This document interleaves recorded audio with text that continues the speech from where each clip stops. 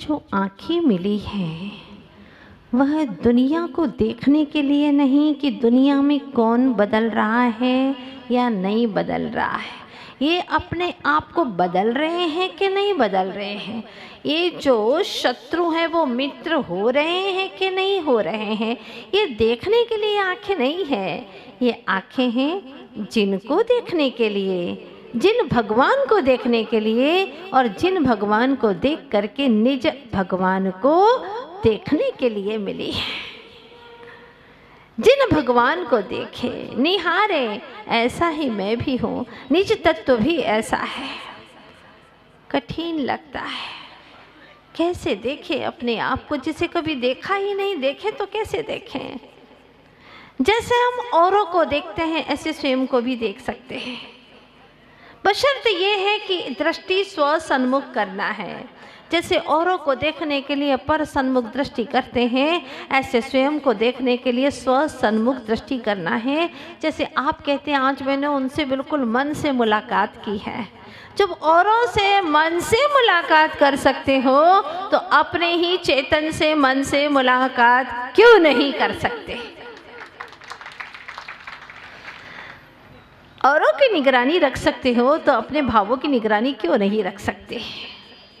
इसीलिए कुंद कुंद स्वामी ने एक सूत्र दिया है, आनंद पाना चाहते हो, बिल्कुल पाना चाहते, हर समस्याओं से सुलझना चाहते हो, पीड़ाओं से मुक्त होकर के आत्म क्रीड़ा में रहना चाहते हो, हाँ हाँ यही करना चाहते हैं तो सुनो, एक सूत्र दे रहे, आदिहिदं कादवम, बस इतना ही याद करो, आदिहिदं कादवम। प्राकृत भाषा में कहते हैं कुंद कुंद स्वामी, आत्महित को करना शुरू कर दो। करने योग्य अगर कोई कार्य है तो वह एक ही कार्य आत्महित है और कोई दूसरा कार्य नहीं है, क्योंकि आप वही कर सकते हो और कुछ कर भी नहीं सकते, इसलिए आत्महित करो। कैसे करें, कहते हैं ना, तुम चले तो आंधियां तूफान खुद ही चल पड़ेंगे, तुम चले तो आंधियां तूफान खुद ही चल पड़ेंगे, सागरों की बात क्या हिमगिरी सरीखे ढल पड़ेंगे, तुम न समझो ये निशाएं पथ तुम्हारा रोक लेंगी, तुम न समझो ये निशाएं पथ तुम्हारा रोक लेंगी, तुम चले तो दीप क्या सूरज हजारों चल पड़ेंगे, तुम चले तो आंधियां तूफान खुद ही चल पड़ेंगे। तुम ठान लो कि मुझे आत्महित के पथ पर चलना है, सारे निमित्त तुम्हारे अनुसार मिलते चले जाएंगे, और भीतर में कमज़ोरी है तो सारी बाहर में कमज़ोरियाँ दिखाई देती हैं। जिसकी भीतर में उपादान शक्ति मजबूत है, संकल्प शक्ति मजबूत है, चाहे कितने ही बाहर में उपसर्ग होते रहे लेकिन हंसते हंसते झेलते रहे, और इन उपसर्गों में उन्होंने अति शीघ्र ही अपने गंतव्य को प्राप्त कर लिया। जिन्होंने ठान लिया है उनके लिए मंजिल दूर नहीं है। आपने क्या ठाना है? प्रातःकाल रोज उठते ही क्या विचार करते हो? आज ये काम करना है, उसको ये पटाना है, उसको वो पटाना है, आज ये काम करना है, सारे बाहर के बारे में विचार करती हो। क्या कभी कोई दिन ऐसा आया जब आपने ये सोचा हो कि आज दिन भर मुझे अरहंत भगवंत का अंश जैसा ही जीवन व्यतीत करना है? मैं सिद्धों का वंशज हूँ, सिद्धों के वंश में पैदा हुआ हूँ, क्योंकि मैं भी सिद्ध होने की क्षमता रखता हूँ। जीवत्व से शिवत्व की ओर जाने की मेरी हैसियत है, मेरे पास में वो क्षमता है, तो मैं सिद्धों का वंशज हूँ। आज दिन भर मैं सिद्धों जैसा जीवन व्यतीत करूँगा। और सिद्धों के लघुनंदन आचार्य गुरुवर्ष विद्यासागर जी महाराज जैसे महान साधु के चरणों का अनुगमन करके दिन भर बिताऊंगा। चलो यहाँ तक तो आओ। लेकिन प्रातः काल उठते ही षड्यंत्र दिमाग में आ जाते हैं, महामंत्र दिमाग में नहीं आता। षड्यंत्र आ जाते हैं। तो आज एक ही सूत्र है, आत्महित साध लिया तो तुम अनंतों का हित साध लोगे। अगर तुमने अपना उत्थान कर लिया तो तुम्हारे माध्यम से अनेकों अनंतों अनंतों जीवों का उत्थान हो जाएगा। सोचो, अगर हमारे अरहंत भगवान न होते तो हमें मुक्ति का पंथ कौन दिखाता, कौन बताता हमें कि हमें कैसे जीना है, कैसे चलना है, हर पल हमें कैसे गुजारना है, हमारे अगर अरहंत भगवान न होते। इसीलिए तय करना है कि हम बदलेंगे, जग बदलेगा। जग को बदलने की कोशिश मत करो। आज हर व्यक्ति सोचता है, पति सोचता है कि पत्नी बदल जाए तो बहुत अच्छा है, और उससे कभी कभी जब सुखद क्षण होते हैं तो कहता, देखो तुम आज कितने अच्छे लग रही हो, हाँ अगर ऐसे ही रहो तो कितना अच्छा लगे, मेरा जीवन तो स्वर्ग बन जाएगा। मतलब मेरा जीवन स्वर्ग तब बनेगा जब तुम अच्छी रहोगी। ये तो कठपुतली का खेल हो गया। जैसे कठपुतली होती है ना, दूसरों के इशारों पर नाचती रहती है। बचपन में हमने भी देखा था ये खेल, तो हमें लगा था कि वाह कितना अच्छा डांस कर लेती है, पर थोड़े बड़े हुए तो पता चला कि वह तो पीछे एक व्यक्ति के इशारों से नृत्य कर रही है। उसी तरह से क्या ऐसी ज़िंदगी आपकी नहीं गुजर रही है कि पत्नी अच्छी चले, वह आपकी आज्ञा में चले तो आप खुशनुमा ज़िंदगी बिता लेते हैं। अगर वो आज्ञा में न चले, उसका कटु स्वभाव है अथवा पति का कटु स्वभाव लगता है, तो पत्नी को ज़िंदगी नर्क सी लगती है और पल भर में छोड़ने से हाँ निपटा देती है कि तुम अलग रहो, हम अलग रहेंगे, हमें तुमसे कोई प्रयोजन नहीं है। ये क्या कोई ज़िंदगी है? विचारों का सामंजस्य बना करके जीना, यही तो जैनत्व की पहचान है। चाहे कितना कुछ भी हो, लेकिन विवाह के बंधन में बंधे हैं तो न तबाह होएंगे न होने देंगे। हम हर तरह से अपने अहंकार को लघु करेंगे, छोटा करेंगे, आपस में तालमेल बिठा करके अपना जीवन जिएंगे। लेकिन कोई बदलना नहीं चाहता। पत्नी चाहती है कि मेरा पति बदल जाए और पति चाहता है कि पत्नी बदल जाए। वो दोनों चाहते हैं कि बच्चे बदल जाएं और बच्चे चाहते हैं कि हमारे मित्र बदल जाएं। सोचिए ना, क्या सोच रहे हैं आप? हर क्षण यही सोचते हैं कि दुनिया बदल जाए, और दुनिया को बदलना ही नहीं है, क्योंकि वो भी तुम्हें बदलने के लिए उत्सुक हैं। सोचा कि बढ़ूं आगे पर वक्त नहीं है, सोचा कि ठहर जाऊं पर वक्त नहीं है। आवाज़ तो मिली हर एक मंजिल पर वक्त को ही खोजने का वक्त नहीं है। वो कौन सा वक्त आएगा तुम्हारी ज़िंदगी में जब आप दूसरों को बदलने की नहीं, स्वयं को बदलने की कोशिश करेंगे। किसी से बदला लेने की नहीं, स्वयं को बदल देने की कोशिश करेंगे। वो कहाँ गए तुम्हारे दिन जब कहते थे हमारे प्राण प्रिय हैं, और आज तुम्हें प्राण लेवार लग रहे हैं? इसका मतलब तुम्हारे ही विचारों में खोट है।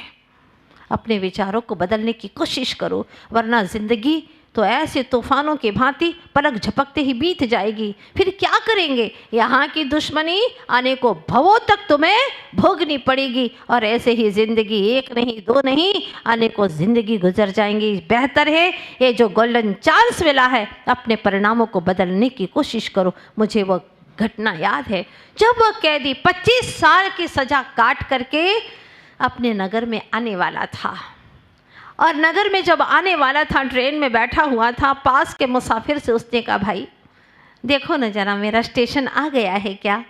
उसने कहा, मैं क्यों देखो? भाई देख लो, कुछ बात ही ऐसी है। ऐसी कौन सी बात है जो मुझसे कह रहे हो? बस मैं इसीलिए कह रहा हूँ कि मैंने कुछ गलत कार्य कर लिया था अपने ही परिवार के लिए, अपने ही घर बार, पति पत्नी एक दूसरे के संबंध होते हैं, इसीलिए मैंने अपने परिवार के लिए कुछ गलत काम कर लिया था। मैं मानता हूँ मैंने गलती की थी और मुझे दंड भी मिला, मगर आज मैं अपने नगर जा रहा हूँ। और कुछ दिन पहले मैंने एक चिट्ठी लिखी थी अपने नगर वालों को, सारे नगर वालों को मैंने एक चिट्ठी लिखी थी कि अगर तुम मुझे माफ़ कर दोगे तो स्टेशन पर सफ़ेद झंडी लगा देना, और ना माफ़ करो तो लाल झंडी लगा देना, तो मैं समझ जाऊंगा, लेकिन लगा अवश्य देना, क्योंकि मैं आया और फिर मेरी इंसल्ट होगी तो मैं बर्दाश्त बिल्कुल नहीं कर पाऊँगा। 25 साल वैसे ही मैंने दुखद बिताए हैं, वैसे ही लौट जाऊँगा और ज़िंदगी पूरी कर लूँगा, लेकिन इतना ज़रूर करिएगा कि झंडियाँ अवश्य लगा दें। तो फिर उसने कहा अच्छा ये बात है, तो ठीक है, ज़रा आप स्टेशन आया कि नहीं आया देख लें, और वहाँ पर ये भी देख लें कि झंडी लगी है कि नहीं लगी है। सफ़ेद झंडी लग गई होगी तो मैं अपने नगर के स्टेशन पर अवश्य उतर जाऊँगा। जब उसने कहा तो मुसाफिर ने सोचा बिल्कुल नेक बात है, इंसान ने गलती की थी लेकिन आज तो उसका जीवन सुधर चुका है, वो अच्छाइयों की ओर है और किसने गलती नहीं की। ये जितने भी शख्स यहाँ पर बैठे हैं सब का इतिहास हास्यमय ही रहा है, सबका इतिहास। किसी ने अपने जीवन में कुछ अच्छे काम किए होते तो आज तक भगवान बन गए होते हैं, लेकिन भटक भटक करके कुछ थोड़े से अच्छे काम किए हैं। अल्पारंभ परिग्रह तुम मानुषस्य, अल्प आरंभ अल्प परिग्रह रखा था, तो आज उन पुण्य कर्म के कारण से यहाँ पर मनुष्य गति में आ गए हैं। और इस मनुष्य गति में आकर के आज बहुत अच्छे अच्छे कार्य करेंगे तो उनका पुनः अच्छे से गति में ट्रांसफ़र हो जाएगा, क्योंकि आचार्य भगवान गुरुवर श्री विद्यासागर जी महाराज ने कहा है मूक माटी महाकाव्य में, जैसी मति वैसी ही गति होती है। हाँ, जैसी मति वैसी ही गति होती है, और जैसी गति में जाना है वैसी मति होती है। आज तक ऐसा ही हुआ है, युगों युगों से, भवों भवों से यही हुआ है। तो फिर वो व्यक्ति गया, मुसाफिर गया, और उसने जा कर के देखा, एक झलक देखा, आंखों में आंसू भर गए और आकर के बैठ गया। जैसे उसके चेहरे को उस व्यक्ति ने देखा वो समझ गया, उसे लगा बस बस बोलिए मत कुछ, आपके आंखों के आंसू देख करके मुझे लग रहा है मैं समझ गया, मैं नहीं उतरूँगा स्टेशन पर। आपको भी समझ में आया ना? क्या समझ में आया?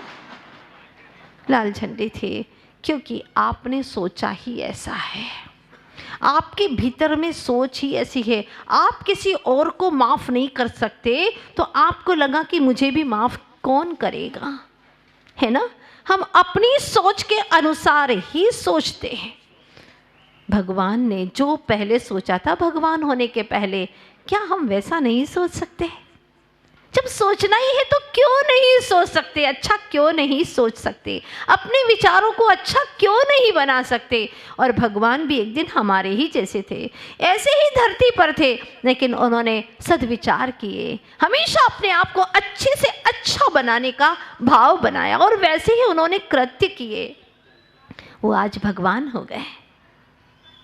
लेकिन हम सोचते हैं हम एकदम ऐसे थोड़ी ना माफ़ कर देंगे, और फिर बात ऐसी है, वो तो वैसे ही बहुत गलत इंसान था, गलत काम किया था, कोई ऐसे बदल नहीं सकता, हम कैसे झंडी लगा देंगे सफ़ेद, सब लोग सोच रहे हैं।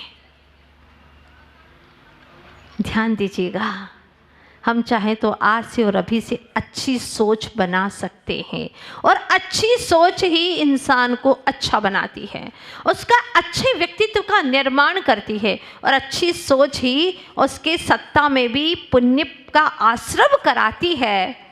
कभी नेगेटिव सोचे ही नहीं। क्या ऐसा हो सकता है? हाँ, क्यों नहीं हो सकता है? सिर्फ कहना मत, उसको करना शुरू कर दो, अमल करना शुरू कर दो। अगर कोई नेगेटिविटी फैलाता है उसके पास में कतई नहीं बैठेंगे, व्यर्थ की बातें करता है हम बिल्कुल नहीं बैठेंगे, क्योंकि मुझे अच्छा होना है। दिन भर अच्छाइयों के विचार हमारे भीतर में आते रहे, लेकिन एक नकारात्मक सोच वाले के पास में बैठ गए और तुम्हारे पूरे दिन भर के रंग में भंग कर देगा। इसीलिए हमेशा सज्जनों की संगत करिए, जहाँ अच्छे विचार हमें मिल सके, वो बांट सके। आचार्य भगवान पूज्यपाद स्वामी कहते हैं, अज्ञानोपास्ति अज्ञानम ज्ञानम ज्ञानी श्रमाश्रय ददाति यत्तु यस्यास्ति सुप्रसिद्धमिदं वचः। सीधी सी बात कही, अज्ञानी की शरण में जाओगे तो वो उसके पास में जो है वही तो बांटेगा ना। क्या बांटेगा? अज्ञान। और ज्ञानी की शरण में जाओगे तो वह ज्ञान बांटेगा, इधर की उधर नहीं करेगा, मायाचारी की बातें नहीं सिखाएगा, छल कपट नहीं करेगा, चीज़ों को चुराने की बात नहीं करेगा अगर सज्जन होगा तो।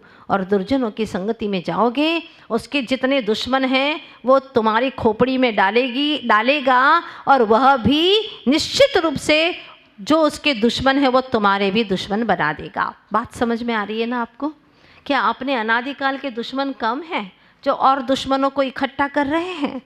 बहुत दुश्मन है, और सबसे बड़े जानी दुश्मन तो हमारे भीतर बैठे हुए हैं, बाहर में कोई दुश्मन नहीं है हमारा, सब भीतर में बैठे हुए हैं। हमारे कर्म, दुष्कर्म, उनकी सत्ताएं, अभी तो हमें उन्हीं को पलटना है, और उन्हीं को पलटने का हमने दृढ़ संकल्प ले लिया है कि जो पूर्व में हमने बुरे भाव करके कर्मों की सत्ता बनाई है उसको हम अवश्य पलटेंगे, पलटेंगे ही पलटेंगे। वर्तमान में विचार अच्छे करते जाएं, पुराने कर्मों की सत्ता भी पलटती चली जाएगी, असाता साता में, पाप पुण्य में बदलता चला जाएगा, बदलता चला जाएगा, और नया भी पुण्य का आश्रय होता चला जाएगा, साथी से पुण्य का आश्रय होता जाएगा। फलतः पुण्य फला अर्हंता।